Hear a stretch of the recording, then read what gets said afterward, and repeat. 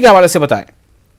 देखिए, सबसे पहले तो मैं कहूँ कि सिर्फ मैं आपकी आवाज सुन पा रहा हूँ, बाकी स्टूडियो के गेस्ट की मुझे आवाज नहीं आ रही है। ठीक है, और मैं आपको एक लाइन में ब्रीफ कर देता हूँ। जो पॉलिटिकल एनालिस्ट उन्होंने कहा है कि ये जो आज यूपी की जो वोटिंग हो रही है, ये मंडल वाले एरिया में वोटिंग हो रही है, और अगर ये मंडल बनाम कमंडल के मोटिव पे हुआ तो हो सकता है कि साइकिल वाली पार्टी और उसके इत्तेहाद को बहुत एज मिल जाए। जी देखिए, हम धर्म और जाति की राजनीति नहीं करते उत्तर प्रदेश में, हम मुद्दों की राजनीति कर रहे हैं और हम उसमें काफी हद तक कामयाब हो गए।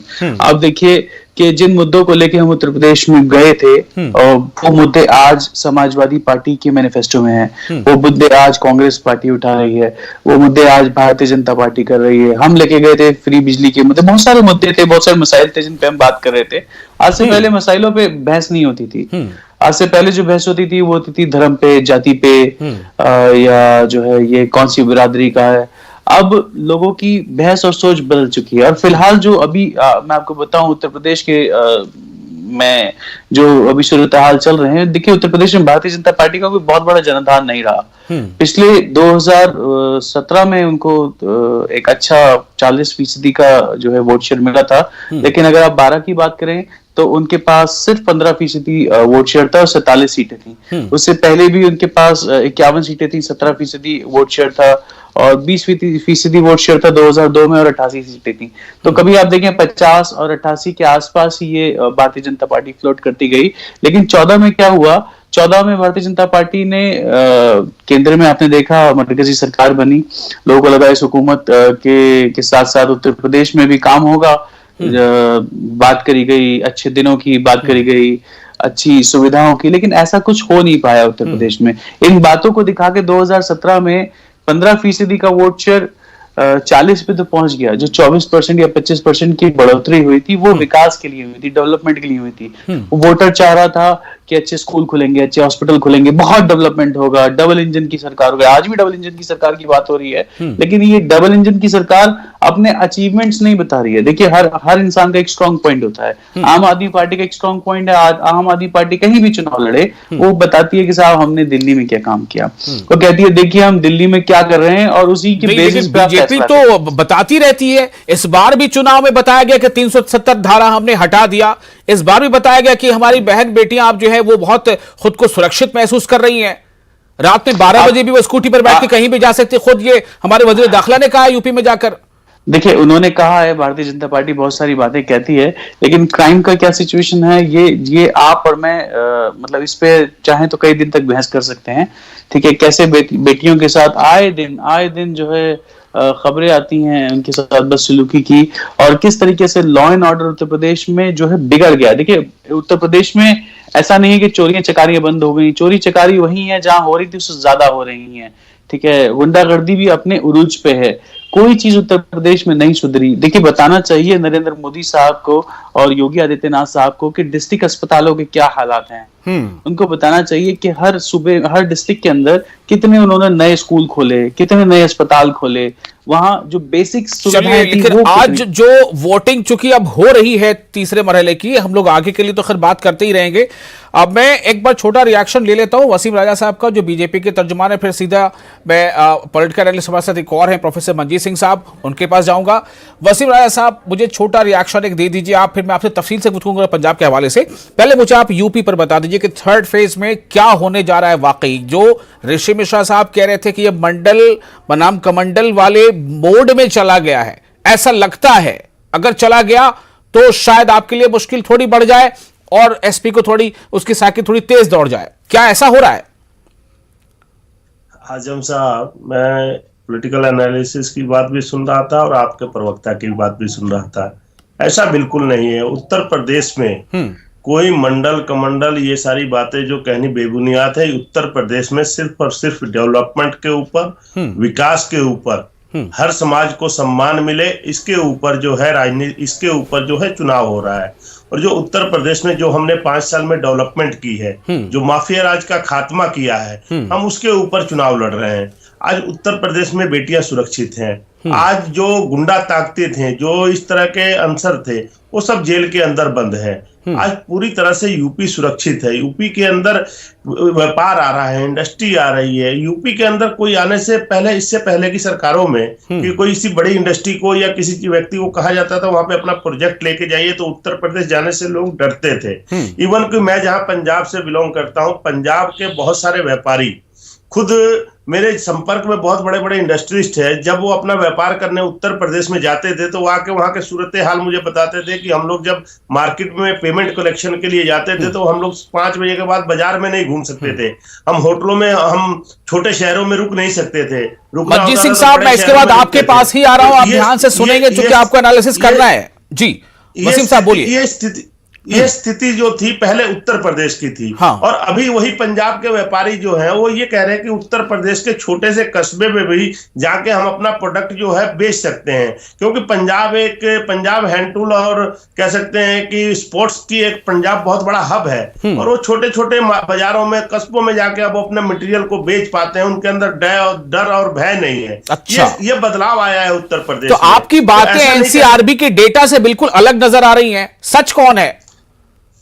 देखिए एक बात तो स्पष्ट है, आप खुद इस बात का सर्वे करवा लीजिए, आप ये देख लीजिए। नहीं, मैं क्यों करवा लूं? मैं तो कह रहा हूं कि एनसीआरबी ने जो डेटा दिया है क्राइम के हवाले से, वो भी तो आपकी पार्टी की ही सरकार है ना मरकज में, वो कोई अलग से कोई बाहरी एजेंसी तो है नहीं। नहीं, तो उसके डेटा को सच माना जाए या फिर जो आप कह रहे हैं उसे सच माना जाए?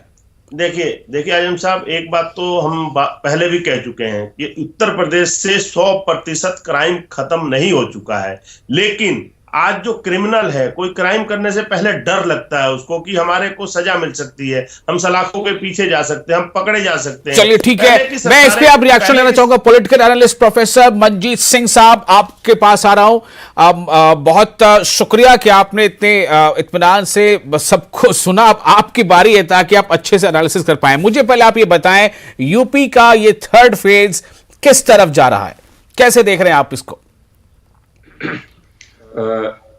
सच की बात तो ये है कि मैं उतना नजदीक से इसको एनालिसिस नहीं किया है। थर्ड फेज को हम पंजाब में इतना व्यस्त थे, आज वोटिंग हो रही है जी, लेकिन जो मैं जितना प्रवक्ता को सुन रहा हूँ, हाँ, और जो मैं यूपी के बारे में समझ रहा हूँ, और जो मैं खास करके पहले 2 फेज जो पश्चिमी यूपी के थे उसके बारे में जानता हूँ, हालात कुल मिला के बीजेपी के लिए उतने साजगार नहीं हैं जितने पहले थे।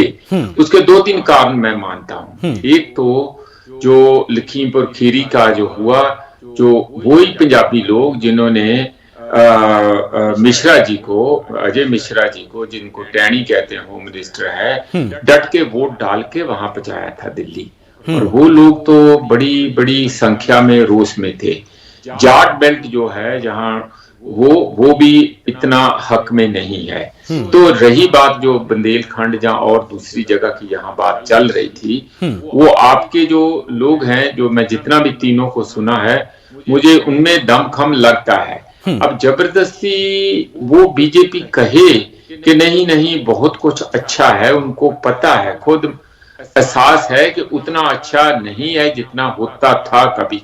उसका एक कारण और है, जो लाशें लोगों ने देखी और जो दरिया के किनारे सब कुछ जैसे दफन करने के लिए भी, या तो लोग मतलब कोरोना के दौरान जो मैनेजमेंट था उस पर सवाल। हाँ, जहाँ उनके पास साधन नहीं थे तो लाशें रुलती हुई देखी गई है, ऐसे समझ लो।